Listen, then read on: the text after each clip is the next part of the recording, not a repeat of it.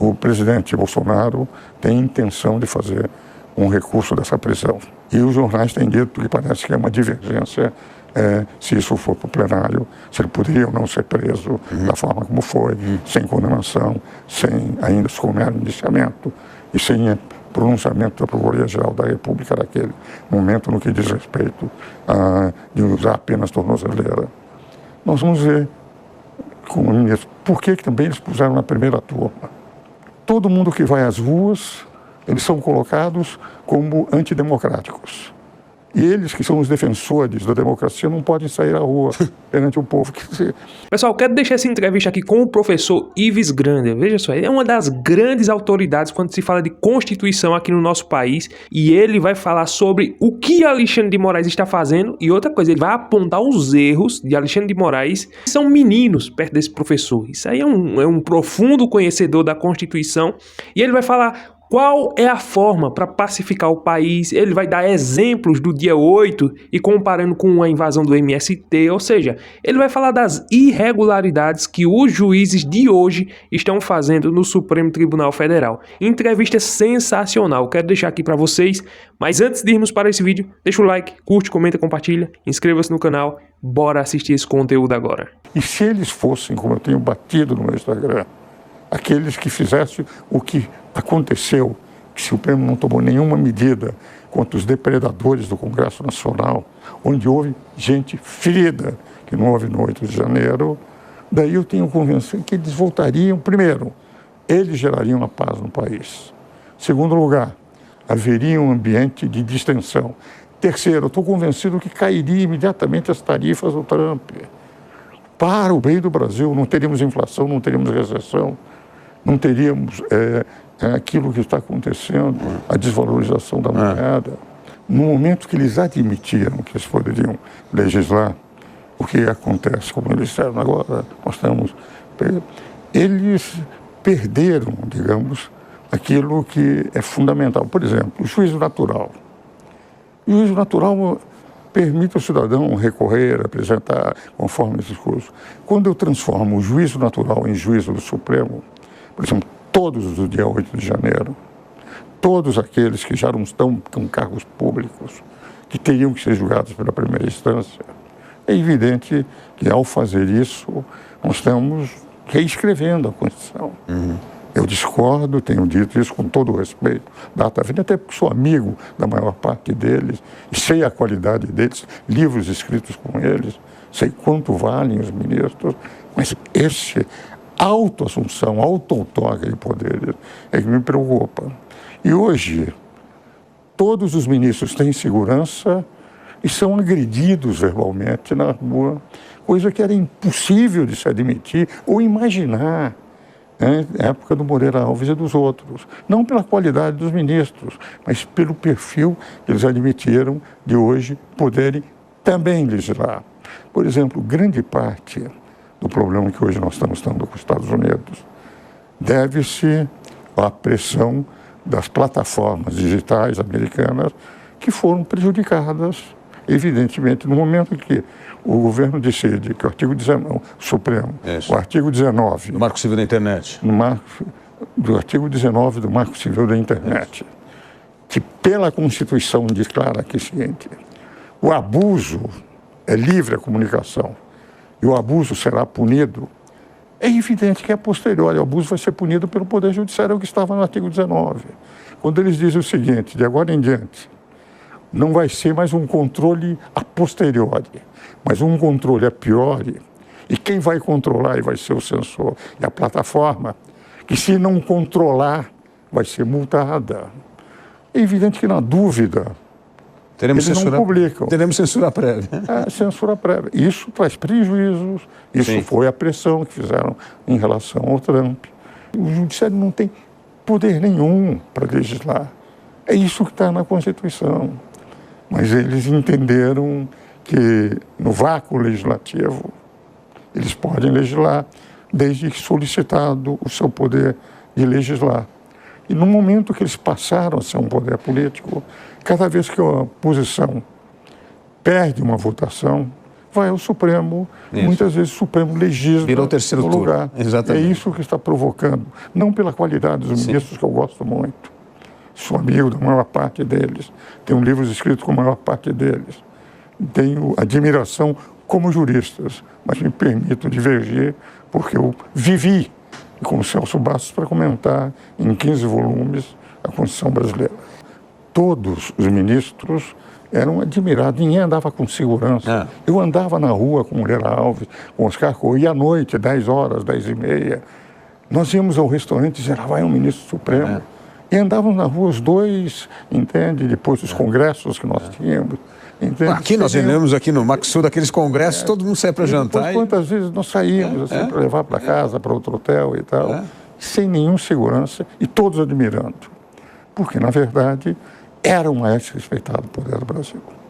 No momento que eles mudaram e começaram a aceitar a teoria da jurisdição constitucional, o neoconstitucionalismo, consequencialismo, que o Supremo tem que dar resposta cada vez que é consultado, e podem dar uma interpretação não originalista, interpretação do que está escrito na Constituição, mas interpretar os fatos à luz do que eles entendem que é necessário para o país. A partir daí, eles passaram a ser um poder político.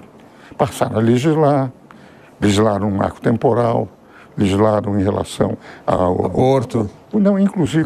drogas. Não tem drogas, aborto. Eu não tenho nenhum preconceito contra os homossexuais. E quero deixar isso bem claro. Cada um faz a sua opção. Mas, na Constituinte, eles disseram o seguinte, tem que ser homem e mulher. Eles podem ter a sociedade que quiserem. Mas a instituição do casamento... Família que era. Só pode ser entre homem e mulher. Pois bem, no mesmo momento em que o Supremo decidiu que poderia ser contra o texto expresso da Constituição, que só podia ser entre homem e mulher, a Corte Constitucional, ou o Conselho Constitucional da França, que é o Tribunal Constitucional, também teve o mesmo pedido, e nesse pedido eles disseram, vocês se quiserem, vão para o Congresso Nacional, para a Assembleia Nacional. Nós somos um poder judiciário.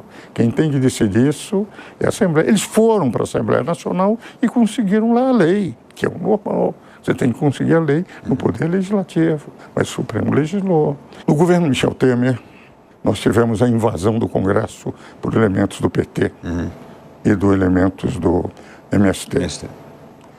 Não só destruíram dependências do Congresso, como feriram funcionários do Congresso. No dia 8 de janeiro houve destruição de dependências, mas não houve ferimento de pessoas. Se nós analisarmos como é que o Supremo reagiu naquele momento, deixou o Executivo tomar as medidas. O que Michel Temer fez?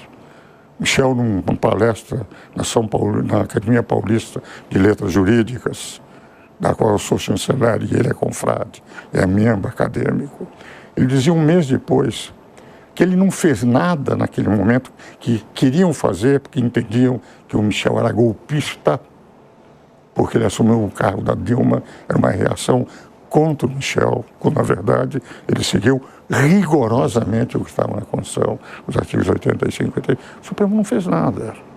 Michel disse, eu me lembrei do Juscelino Kubitschek, quando houve aquilo. Quando o Lotte salvou. Ele imediatamente disse, eu soltei porque o Juscelino, militares que tinham pegado em armas, em Aragaça e Jacareacanga, eu perdoei e anistiei a todos. Eu disse, vou fazer o que fez o Juscelino, que criou a paz no país. Agora, o que aconteceu? Quando você vê o que fizeram com o Michel e o que fizeram com o Lula, o tratamento é diferente. Quando você vê a justiça tendo um tratamento diferente, faz com que o povo diz, porque lá não aconteceu nada, foi todo mundo solto, ninguém foi preso. E aqui, penas de 14, 15, 16, 17 anos. Porque a credibilidade, se hoje nós verificamos, cada vez que há pesquisa sobre o Supremo, infelizmente, essas pesquisas são muito negativas, o que para mim me entristece. Eu sempre fui um defensor do Supremo. Qual é o caminho, então? É a autocontenção. Eles são um poder técnico, não são um poder político. E no momento que se transformaram em poder político, a insegurança decorre e o Brasil passou a ter 3 poderes políticos. e deixou de ter um poder técnico capaz de ser o que você disse, moderador e permitir tranquilizar a nação nos momentos de tensão. Esse Supremo, a grande maioria dos ministros que ainda estão, condenaram o Lula depois da decisão do Moro, da confirmação no TRF4, do STJ e no Supremo, por corrupção. As provas eram inequívocas. Nunca foram elididas. Mas o ministro Fachin, resolveu anular todos os processos por erros processuais. Como disse o ministro Fux, ele não foi absolvido com eliminação das provas. Ele foi absolvido por erros processuais. Mas o Supremo resgatou a figura do presidente Lula. E naquele momento distensionou, ao ponto do presidente Lula se eleger para um terceiro mandato por essa decisão do Supremo. Esses dois pesos e duas medidas resguardam alguém que foi condenado por corrupção e alguém que não tinha arma nenhuma, condenado como se fossem golpistas, como se pudesse haver um golpe sem armas. Então, isto faz com que também a credibilidade deles. Agora, há ministros que perceberam isso. O julgamento teria que ser no plenário. Ministros disseram que tinha que ser no plenário. O ministro Marco Aurélio de Mello, um dos melhores ministros que nós tivemos no Supremo, também meu confrade em duas academias, grande amigo, ele diz o seguinte: isso é ruim para o Supremo, é ruim para os ministros. Dá a impressão de uma força, mas não é, porque o que é mais importante? Todo mundo que vai às ruas, eles são colocados como antidemocráticos. E eles que são os defensores da democracia não podem sair à rua perante o povo. Quer dizer, se eles pensassem um pouquinho nisso, porque são grandes ministros, grandes juristas, grandes conhecedores, eles poderiam partir, como diz o ministro de Fachin, nós precisamos de autocontenção. Se houver com autocontenção, eu tenho a impressão que esse ambiente reduziria e aumentaria a credibilidade. Nós temos que defender ideias e não atacar pessoas. É isso mesmo. É o que eu sempre fiz. Entende? Por essa razão, eu tenho muita esperança que o ministro Fachin, no momento que assumir, pelas próprias palavras que ele disse, que o Supremo precisa de autocontenção, de que nós vamos poder melhorar esse ambiente. Eles foram eleitos por um homem só e não por 150 milhões de eleitores brasileiros, como foi o Legislativo ou o Executivo. Enfim, pode ser um sonho de um velho, dizia o Luther King, ele tinha um sonho. O meu sonho é esse, que o Supremo voltar a ser o que era. É um belo sonho que certamente ia trazer paz ao país num momento muito importante. No artigo 53 foi colocado: qualquer manifestação é inviolável parlamentar. Foi colocado por uma razão, porque aquele parlamentar não é uma pessoa. Ele representa dezenas de milhares de pessoas que votaram nele. Ele é a voz dessas pessoas, porque essas pessoas é que exercem a soberania. Agora, diz o seguinte: qualquer menos aquilo que o regulamento não permite. Por exemplo, quando eles dizem o seguinte: se dentro do Supremo, dentro do prédio, o regimento, artigo 43, houver atos que justificam a prisão, pode. Agora, daí vem uma interpretação que diz o seguinte: mas quando se faz uma manifestação através de televisão, etc., essa manifestação segue todo mundo, mas é como se tivesse sido feito lá dentro. Então, quer dizer, você faz um programa 10 anos depois, se tiver um outro ministro, esses prêmios eles podem prender, senão é um flagrante. É verdade. Quando se diz no inciso 55 do artigo 5º que está assegurado a ampla defesa, esse adjetivo tem uma força monumental na Constituição. Não é qualquer defesa administrativa e judicial, é uma ampla defesa. Quando hoje nos julgamentos virtuais eu tenho que mandar a minha defesa gravada 24 horas antes, eu pergunto a você acredita que os ministros vão pôr no seu gabinete, trancar e ficar ouvindo? É claro, com todo o trabalho que eles têm, processo, campanhas, palestras que têm que dar, viagens, etc. É evidente que eu digo, essas tentações eu faço para conforto do cliente, mas eu tenho certeza que não vão ouvir. Então o ampla ficou menor, as sessões virtuais ficou menor, as decisões monocráticas ficaram menor. E na própria decisão monocrática o advogado não falou com todos os outros. Então eu entendo que nesse ponto eles reescreveram a Constituição. E um regimento interno não pode prevalecer sobre a Constituição.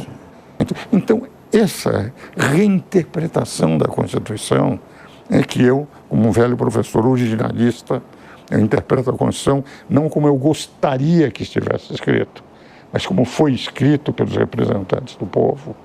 Porque o que pior existe, dizia Ferrara, na década de 60, na Itália, é você colocar na lei aquilo que não está na lei por preferências pessoais, ou tirar da lei aquilo que está na lei por antipatia. Isso, infelizmente, é o que estamos vendo muito. Se você quiser fazer de 2 a 5 mil reais, clica aqui no link no primeiro comentário fixado ou na descrição. Olha só esses resultados. Esses aí são os meus resultados que eu venho tendo aqui na internet, produzindo conteúdos informativos, e eu tenho rentabilizado mensalmente esses resultados aí. Isso aí é só de um canal, outro canal, veja só. E eu posto diversos vídeos aqui na internet, veja o quanto isso não pode me dar mensalmente. Se você quiser aprender a fazer pelo menos de 2 a 5 mil reais por mês, clica no link no primeiro comentário fixado ou aqui na descrição e aprenda uma nova profissão para a sua vida, que eu tenho certeza que você pode largar o seu emprego e viver na sua casa usando apenas o seu celular. Se você tiver interesse, se você quiser complementar o seu salário ou então viver da internet, isso é totalmente possível. Depende apenas de você aplicar e estudar um método. Se tiver mais interesse, clica no link primeiro comentário fixado ou aqui na descrição. Pessoal, aula sensacional com o professor Ives Grander. Eu trouxe algumas partes de uma entrevista que ele deu ao Felipe Dávila. Profundo conhecedor da Constituição, das leis. Vejam só, como ele disse aí, muitos desses ministros não tinham nem nascido quando ele fez a sua primeira sustentação oral no Supremo Tribunal Federal. Até hoje ele é advogado, professor, conhecedor muito profundo da Constituição. Não sei por que um homem desse não foi ministro do Supremo Tribunal Federal, porque tem muita competência. Mas aí algumas pontuações que ele trouxe é o seguinte: essa comparação que ele fez do dia 8 de janeiro, aquela baderna, onde teve a invasão, quebra-quebra, com a invasão do MST ao Congresso Nacional, onde feriram pessoas, policiais ficaram feridos, teve agressão, teve invasão, quebra-quebra. Quando nós faz a comparação, e ele comparou, não tinha ninguém ferido, nenhum policial ferido naquele dia 8 ali. E na invasão do MST teve, mas naquele tempo o Supremo Tribunal Federal não interviu, não julgou, não fez nada, deixou tudo por conta do Executivo. Dessa vez agora, o Supremo Tribunal Federal decidiu julgar. Veja só, não teve ninguém ferido, mas ele decidiu julgar. Quando nós compara, qual foi o mais perigoso, o mais agressivo? Aquele do MST. Mas ninguém foi preso, investigado, ninguém foi preso. É inacreditável. E agora nós vemos aí centenas de pessoas presas, inacreditável. Até ontem eu estava vendo um vídeo de um rapaz que foi foi ver o velório do avô dele, que foi enterrado, e ele teve que ir escoltado pelos policiais. Veja só, inacreditável, né? A situação em que está o Brasil com esses juízes que, na minha opinião, não têm a mínima competência, são juízes ideológicos e políticos. Está claro, está nítido. Eles não escondem o seu lado ideológico, eles não escondem que o julgamento deles é totalmente parcial, eles não escondem o desejo e a vontade de quererem julgar e condenar Bolsonaro. Aliás, a condenação já está pronta. Tudo que eles vão fazer no próximo julgamento é só dar sentença. Essa aqui é a verdade. Então, infelizmente, o professor disse aí, o caminho para pacificar o país seria esses ministros darem anistia, deixar o Congresso pacificar, dando anistia às pessoas do 8 de janeiro. Mas eles não querem fazer isso. Se fizessem isso, as pessoas seriam anistiadas, essas tarifas poderiam ser facilmente resolvidas, mas não. Eles ficam com esse egoísmo, com essa vaidade, com essa conversa fiada de soberania, onde está só prejudicando o país. Para defender a soberania, não interessa, quebra o país, afunda o país, enche o país de dívida, mas não interessa. Essa narrativa já está pronta. Tanto, eu acho que essa articulação ela já está pronta, né? Já está conversada com o presidente, com os ministros. Ó, vocês defendem a soberania e eu defendo a soberania e ninguém abre mão e ninguém dá um passo atrás. Aí se quebrar o país. Não tem nada não. Depois nós resolve. Ah, não, mas o que importa é a soberania. Desde que condene todo mundo, desde que não dê anistia a ninguém.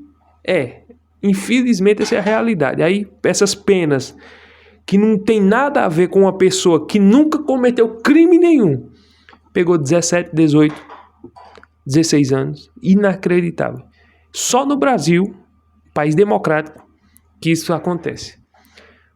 Porque o Brasil, com essas sentenças, está se tornando igual a outros países autoritários. Igual a China. Eu não sei como não decretaram aquela prisão perpétua.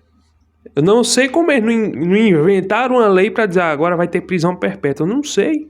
Não sei como eles não inventaram agora vai ter a cadeira elétrica. Não sei. Porque do jeito que as coisas estão andando, ninguém pode nem duvidar dessas coisas. Ninguém pode nem duvidar de um negócio desse. Então é inacreditável, né? Então, quis apenas trazer esse vídeo com o professor Ives Grande, porque um homem muito inteligente, muito respeitado, mas os ministros não estão nem aí para ouvir o que ele tem a dizer. Não estão nem aí. É um homem que tem que ser ouvido. Mas os ministros, eles têm as convicções deles, eles acham que eles sabem mais do que todo mundo e eles interpretam a Constituição do jeito que eles querem. Infelizmente, essa é a triste realidade. Então, até aqui eu trouxe esse vídeo. Se você gostou, deixa o like, curte, comenta, compartilha. Inscreva-se no canal. E até o próximo vídeo, se Deus permitir.